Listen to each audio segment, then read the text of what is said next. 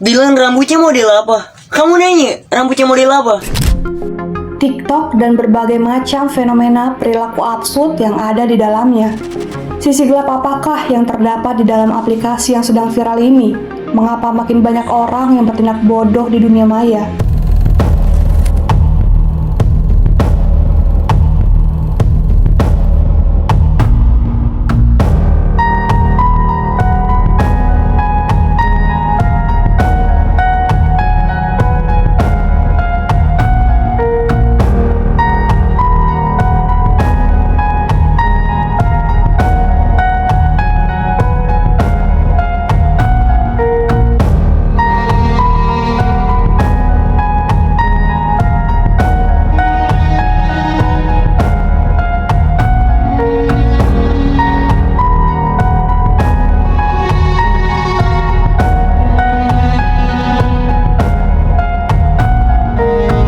Disclaimer ya guys, jadi cerita ini kita dapat dari berbagai sumber yang sudah beredar di media sosial dan sudah kita rangkum. Untuk lebih jelasnya, yuk kita bahas di True Story.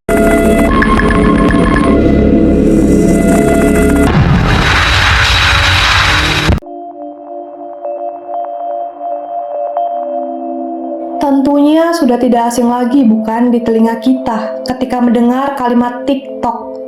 Sebuah aplikasi yang saat ini dinikmati di semua kalangan usia. Lantas, sebenarnya apa itu TikTok?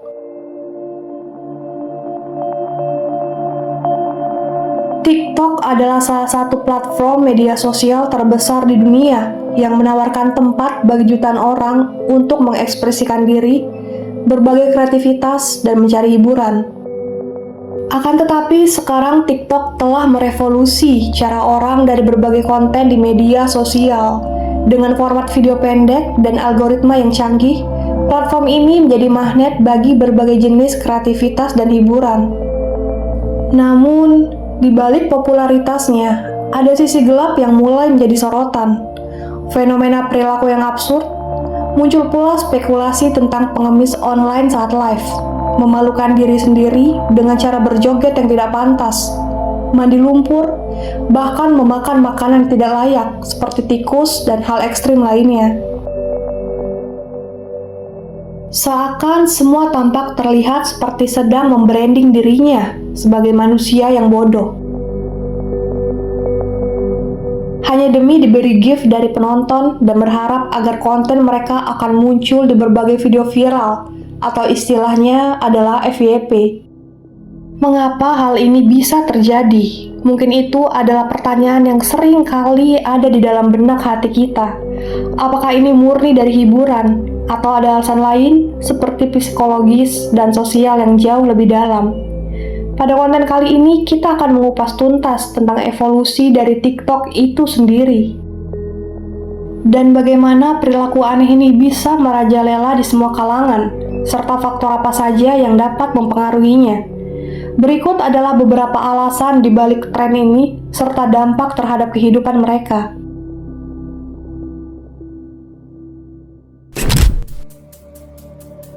Tujuan dari platform ini dibuat adalah untuk menyalurkan kreativitas. TikTok pertama kali diluncurkan pada tahun 2016, dan dulu namanya bukan TikTok, tetapi adalah Douyin.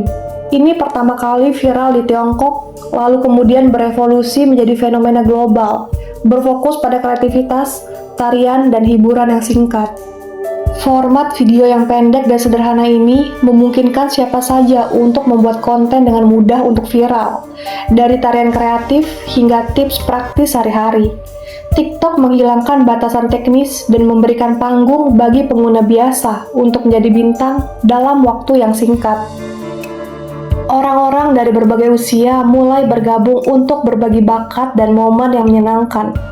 Namun dengan seiringnya waktu, pengguna mulai menyadari bahwa algoritma TikTok memberikan perhatian yang besar pada konten yang memicu keterlibatan, baik itu like, komen, ataupun share. Hal ini pun menciptakan ekosistem di mana kreativitas dihargai, tapi tidak selalu dengan kreativitas yang sehat. Dan membuka pula jalan bagi tren konten absurd yang terkadang mengorbankan logika dan harga diri mereka. Mereka rela dipermalukan hanya demi diberi gift, Apa mungkin inilah yang dimaksud dengan pengemis online?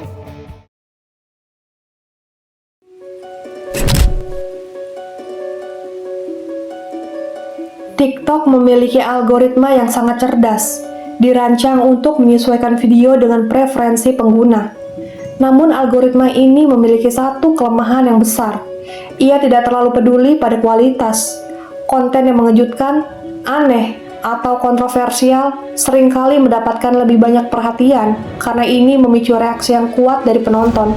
Sehingga TikTok pun akan terus-menerus menyarankan konten yang serupa.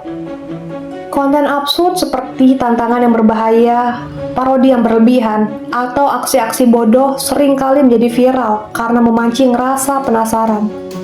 Akibatnya muncul tren di mana pengguna berlomba-lomba untuk membuat video yang lebih aneh, lebih mengejutkan, atau lebih ekstrim demi menarik perhatian. Ada banyak tren-tren yang di luar nalar manusia, seperti skibidi toilet, tantangan berbahaya, memakan hewan yang tidak lumrah, ada tikus, kecoa, dan banyak hal lainnya.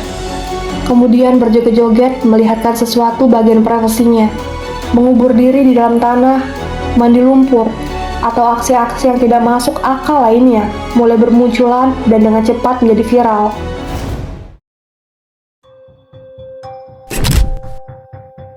Ternyata fenomena ini bukan hanya sekedar soal algoritma.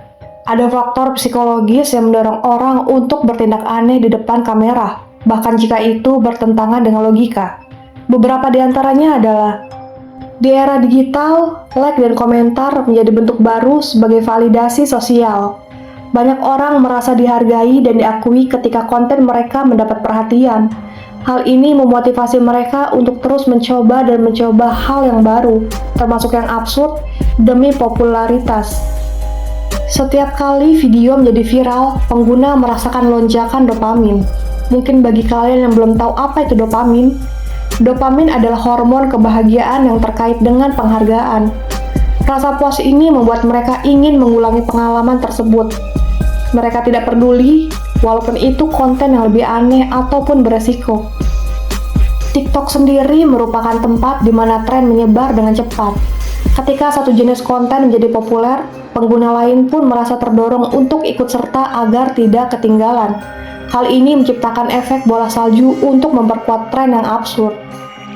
Pada dunia maya, orang cenderung merasa lebih berani karena adanya jarak fisik dan anonimitas. Mereka melakukan hal-hal yang mungkin tidak berani mereka lakukan di kehidupan nyata, termasuk aksi-aksi yang memalukan dan berbahaya, sehingga disitulah mereka melampiaskan melalui konten.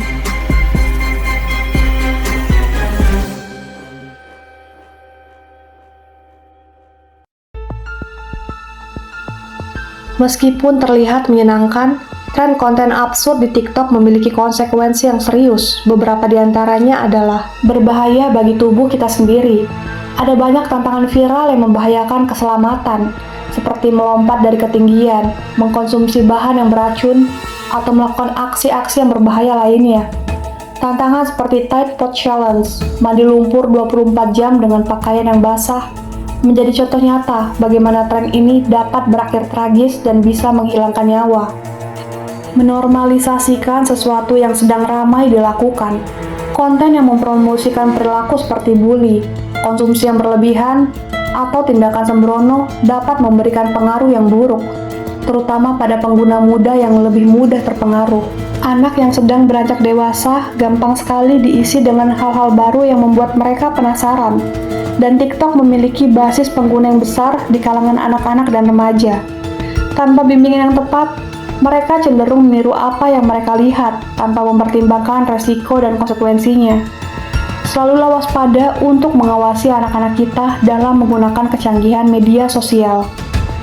TikTok sendiri adalah cerminan dari masyarakat kita. Konten yang muncul di sana adalah hasil dari apa yang kita dukung dengan perhatian kita. Untuk mengurangi fenomena ini, ada beberapa hal yang bisa dilakukan dan langkah yang dapat bisa diambil.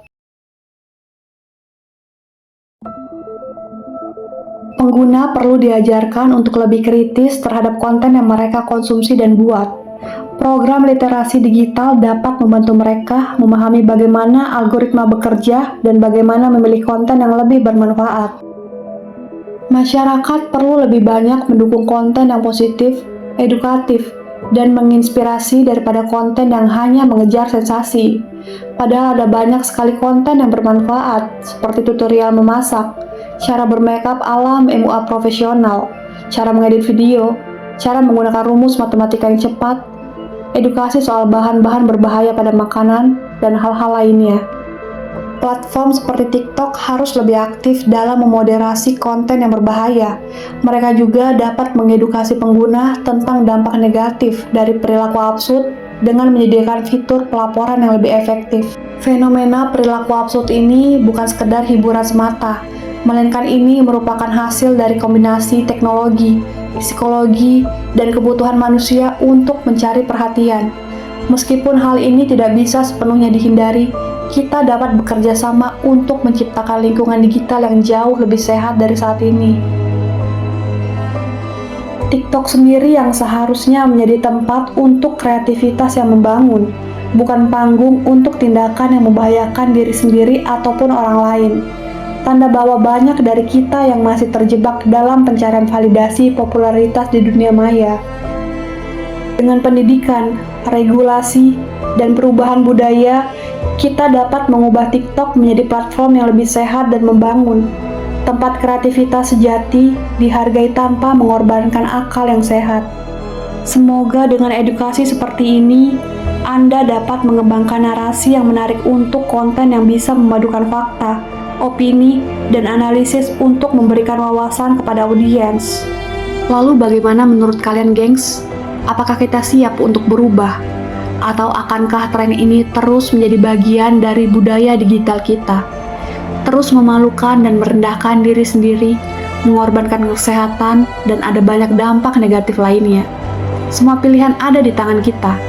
Berpikirlah untuk para penerus agar jauh lebih cerdas setelah kita kelak nanti. Thanks sudah nonton video ini. Jangan lupa untuk subscribe, bunyikan tombol notifikasi, like, komen, dan bagikan ke seluruh teman kalian. Semoga banyak pelajaran yang bisa kita ambil dari semua kasus-kasus ini dan bisa melihat sisi positifnya. Sampai ketemu lagi di cerita selanjutnya.